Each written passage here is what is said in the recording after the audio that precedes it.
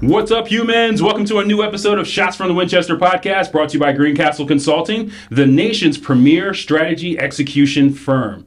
We have a co-host today, Mike Smith, and I've been waiting for a while for you to get on this show, man. Seriously, like, we had a lot of fun at the camp out that we did. Oh my goodness, yeah. I learned a whole new perspective of who you are musically, especially, yes. You know, so like, I'm really excited to get you here and have a conversation with you today. And today we're talking about leadership. Yeah. Yeah, and just to jump in before we get into this, but you were a master resiliency trainer in the military. Yep. That's so interesting to me that I definitely want to dig into that. And I think our audience might be interested in trying to figure out what that is too, if they don't know what that is. You're about to get out of the service now. Yes. You're in the service currently. Yes. But you're on your way out of the service. I retire the end of this month, yes. The end of this month. Yep. What rank are you now? What E7. Rank? E7. Sergeant first class, yes. Yeah. How does that feel, leaving? Like, how long were you in? 25 years, a little over 25 years, yeah. So you're getting benefits after this? Yeah. Nice. Yeah, it's bittersweet. It's very bittersweet. Yeah. You're not looking, you didn't want to leave. No, I did. Yeah. My body kind of told me that I kind of had to. Yeah. Because I had a splenectomy in 2020. And then I kind of thought that I was, still invincible after that. Yeah. And I found out quickly that I'm not. No. So my body was like, you need to take a step back now and relax. Yeah. So. Well, it's good. I mean, you definitely put in some time, like 25 years. That's a good amount of time. I only spent like 3 years. So yeah. Kudos to you for going the distance. Yeah. Yeah. Man, that's amazing. And as a resiliency trainer, master resiliency trainer, what does that entail? So it was a 2-week course, and I did mine at Camp Custer in Michigan, I believe it was. And it was an actual course. The course was designed by the University of Pennsylvania. Right. And that course was the best course that I've been to in the military. Out of 25 years, that was the best course. Wow. It was no BS. Like, it was a college-style course. It was a college style exam. There was no Army tapping the foot. Hey, remember this. But it was great because the message that provides, and the overall message is, be resilient, be like a tennis ball. Like a tennis ball, you're always bouncing back. Tennis ball always bounces back. Right. And that's kind of like their mantra is be that tennis ball, bounce back from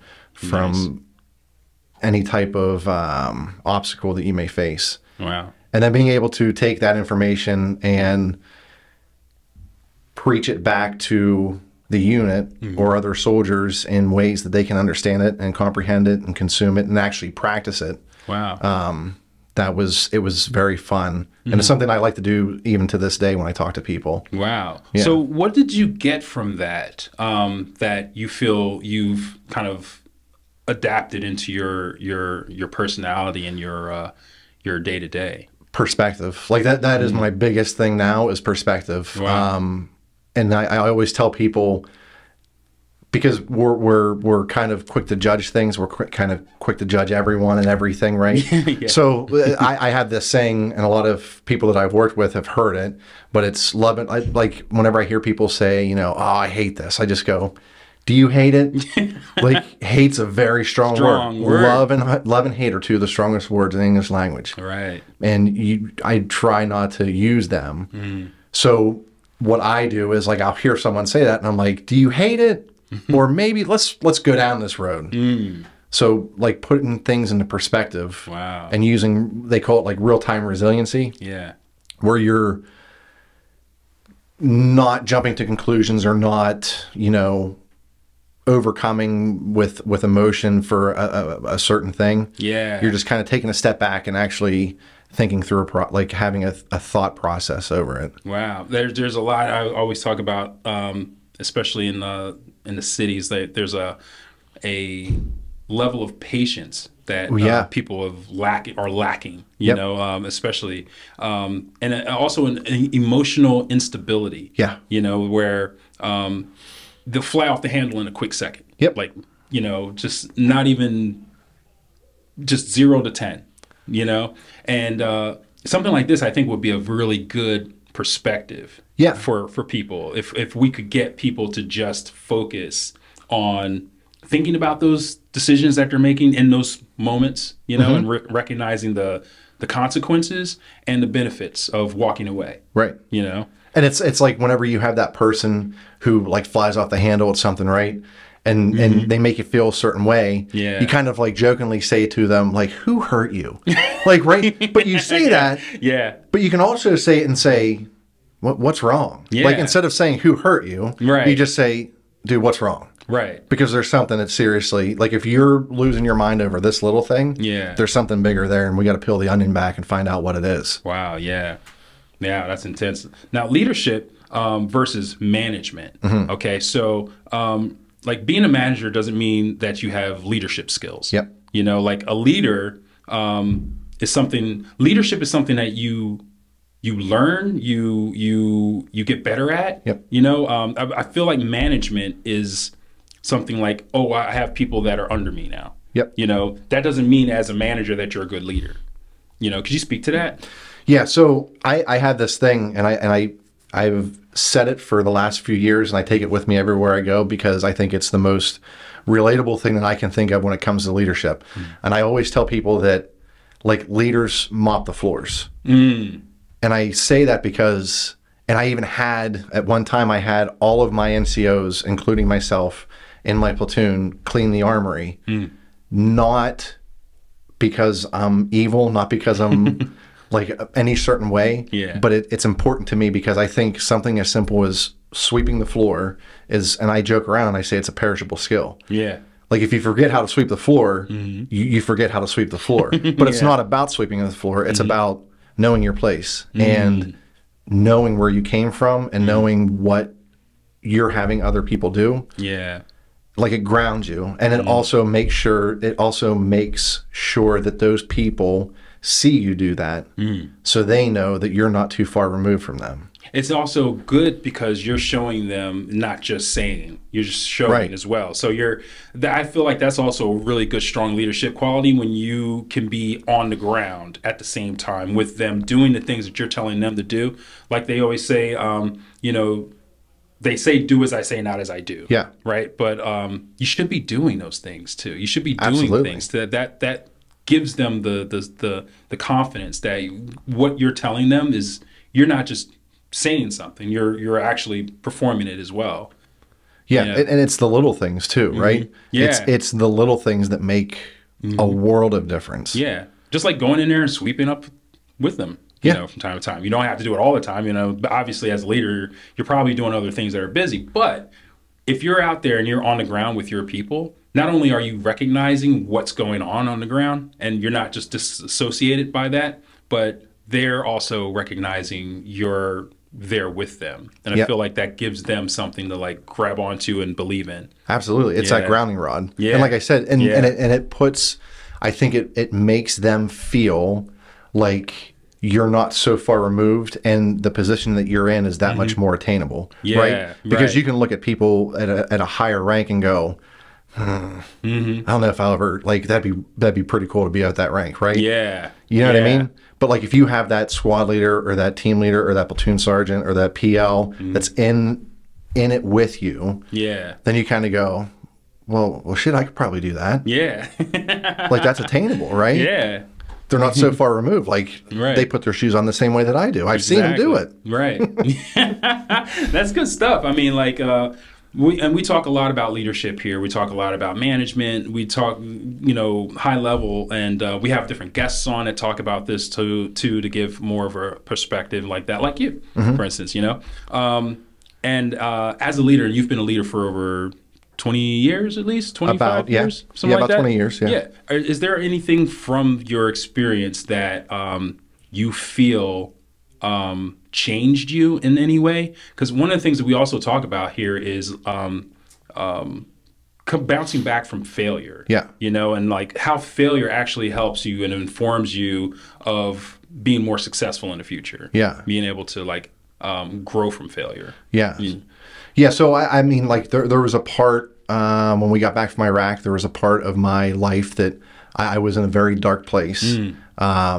And through some help with that, and some determination, I think that really forged and cemented who I am today. Wow. I think it brought back who I was, and it just made it that much more better. Wow. But it also put, again, back to resiliency, it put everything into a perspective to where there's nothing that I can do that's not unattainable. Yeah. If that makes sense. Yeah. Yeah. And then like I try to the people that I talk to, or the people who have problems that come to me and ask for advice or whatever, I really try to guide them and steer them in a positive direction. Wow, nice. Yeah. That's really cool. So I have something. Yeah. Are you a basketball fan? Do you like basketball? I don't mind. Yeah. I don't mind basketball. All right. So that question will be answered in a little bit. I'm going to give you this. So we're doing this game called Meet the Gacker Face Off. Okay. And Face Off is basically Family Feud. Yeah. It's a Family Feud style game. So I have 4 questions. Let's do this if you're ready. Sure. Okay, 4 questions. Okay. Mike Smith, Meet the Gacker, Face Off. Here we go. Your question, and this should be poignant because this is kind of talking about leadership in a way. Okay. Name qualities of a bad boss. Now, there's 4 answers. That's your question. So 4 answers. These are all surveyed answers. So there's a top answer and there's a bottom answer. So name qualities of a bad boss. I have the word in front of my... Let's say selfish. Selfish. No, that's not on here. Not on here. So that's an X. Oh my goodness. Okay. Okay. Starting off bad right now. Will you tell me? Do I get to know the answers? You will. Yes. Okay. Okay. At the end, okay. especially if you don't get. That'll make me feel that much worse. Okay. Good. Good. All right. So you got 1 X. So you have 2 more chances. Okay. So name qualities of a bad boss. Micromanaging. Micromanaging, first one. Boom. Yes. Boom. There it is. Good job. There it is. Micromanaging. So you got the first answer. Okay, so you still have 3 answers and you still have 2 strikes. Oh my goodness. out Okay. there. You have 1 strike now, but you have 2 strikes. Don't get those strikes. Don't get those strikes. Oh, geez. And there's no phone of friends or nothing on this. My goodness. Like any situation when you're maybe an Horrible NCO. temper. Horrible temper. Anger is number 3. There you Yes, go. There nice. you go. There you go. There you go. Nice. So now you got the number 2 and the number 4 that's still out there. Okay. And you have 1 strike right now. You have 1 strike right now. I still got so 2. you still have 2. Yeah, you're good. You're good. So you've got anger and you have micromanager. Yep. So the second one and the 4th one.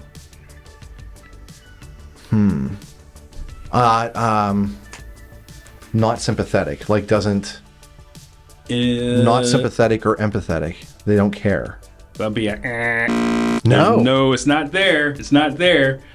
They don't know their job. They don't know their job. Like they don't know. Like a boss who doesn't know what they're doing. They don't know their job would be incompetent. Yeah. Incompetent. Yeah. That's number 2. There we You go. got it. There we go. Yeah. There we go. All right. All right.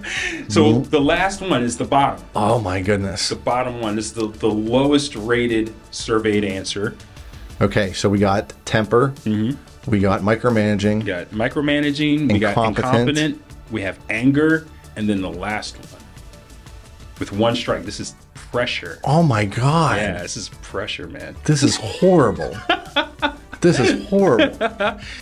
They just don't, they're not involved. There's no involvement from them. Not involved. Okay, so not involved. Can you be more specific with that? Like, give me an example of not involved, because then that'll give me an idea if you got the answer. So, like, to me, a bad boss who isn't there, who is not involved, like they don't know anything about me. They don't know anything personal about me. Right. They don't make the effort to find out anything personal about me. And that's bad. That's bad. I would think that that's pretty bad. Yeah. All Like right. you want to have that boss who has that that personal touch. Yeah. To actually know who you are, or might actually say like they know who you are personally. Yeah. At some level. Yeah. Like they know your hobbies, your interests, or whatever. Right. They actually take part in caring about their workforce. And what you're doing and stuff like that. That could be, but it's just slightly off the mark of what we're going for here. So I'll have to give you an X. That's okay. That's okay. I have to give you an That's X. okay. Now, we can argue about this, though. The actual answer is irresponsible. Well, see, I would think that would fall into incompetence to a degree. It does, right? Kind of. Yeah. But like I said, you're in the zone. Like, yeah. I mean, bad boss, you're all inside the zone no matter what. Yeah. You know? Yeah. But so that's basically what that comes out to be. Is that. So that's the fourth answer is irresponsible. So you've got micromanager. Yep. You got incompetent. Yep. You've got angry. Yep. Angry or anger. And then irresponsibility. Irresponsible. And irresponsible kind of makes me feel like, hey, you're not paying attention to your people, like you just said. So I kind of want to give it to you. You know? I don't know. I want to meet these people who were surveyed, because I don't think that they're very. they're not quite. Well, and I would like to see where they work too. Yeah. I would like to see where they work. Here's what I was gonna do. So, 2 tickets to UPenn Kentucky game. Oh, okay. Yeah, and hey, if you want them, they're yours. Okay. Yeah, we got those because we were just over at the Preston and Steve Camp Out for Hunger. Yeah. And we just donated over 1,500 pounds of food to their cause. Yeah. And they're also a part of Phil Abundance. And they do this every year, and we do this every year also at Greencastle. So when we went to drop it off, they gave us a bunch of tickets. Oh, wow. Yeah. So it was like, hey, you guys want some tickets? Going to UPenn in Kentucky? So absolutely. There you go. Awesome. There you go. There's your prize for playing Meet the Gacker Face Off tonight. And we're gonna say I got a 4 out of 4 with an asterisk. Yeah. With an asterisk. With an asterisk. It was questionable, but it was you were in the zone. That's so right. I gotta give it to you. Well, Mike Smith, thank you so much for being on the show. Definitely good. Come back on the show, especially like we're gonna have this format where if you come on the show, bring a subject matter, something that's fun, something that's engaging, especially for our audience to engage with. Leadership is always a strong one. That's always a good topic. But anything that comes to mind that is important to you, it's important to us. So definitely come on again. Absolutely. Yeah, Love right, to. Man. Thanks for having me. Thank you so much, man. It was great. Absolutely. Thanks. Thanks for tuning in. If you found this content to be useful and entertaining, do us a favor and hit the like button. And while you're at it, hit that subscribe button. You can stay up to date with new episodes that we post every week. See you in the next episode.